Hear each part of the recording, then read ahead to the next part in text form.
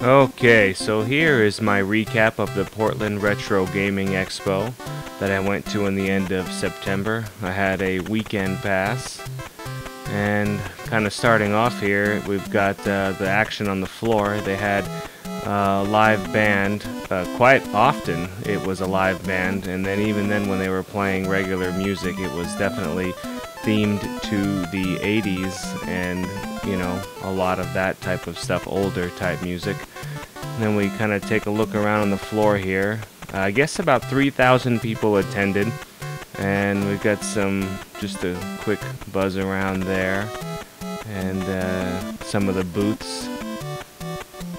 Definitely there were a lot of attractions. There's the old computer space game. Lots of pinball machines and arcade machines and free play machines.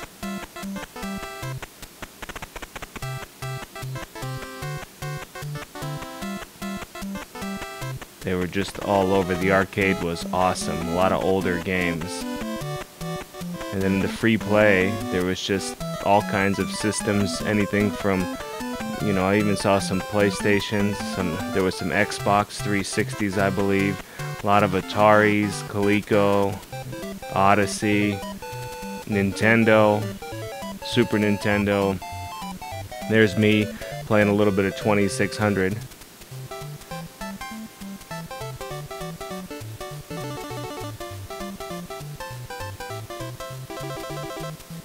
And I even got to catch Monica playing a little bit as well too. She's not nearly as much of a gamer as I am, but she does enjoy it. And then we get to some of the booths. There were just games and games and games everywhere. This was my first experience in a show, I guess, and I just can't even believe it, how much stuff there was. I picked up boatloads of stuff. It was just everywhere. I mean, you could have spent $1 million here. You know, there was everything. Some things I've heard of but never seen. They were here. It was just unbelievable. Mostly retro, but you know, we get into some Xbox there, and there was some Blu-ray movies. You know, I even saw some Xbox 360, some PlayStation 2, PlayStation 3, but the majority of it, I would say, you know, was Nintendo, Sega, Genesis. There was even Sega Master System, obviously, in that shot there. A lot of accessories with those. A lot of systems, a lot of in-box stuff as well. Magazines, player's guides. There's some homebrew Atari there. Brand new games. There's the Cheetah Men booth.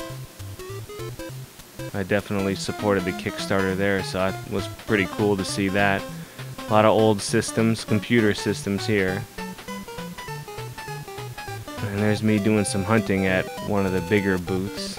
It was just unbelievable. It was just, everything was just kind of thrown in there. There was just stuff everywhere. All kinds of systems, portables, I mean, just everything. It was unbelievable how much crap they had packed in this one little area.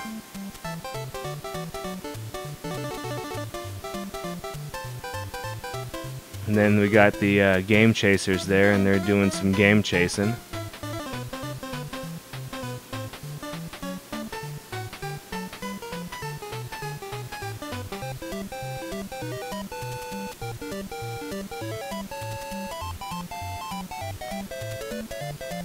I went to the auction, which was pretty cool. They had all kinds of stuff, very rare stuff to just normal lots of items.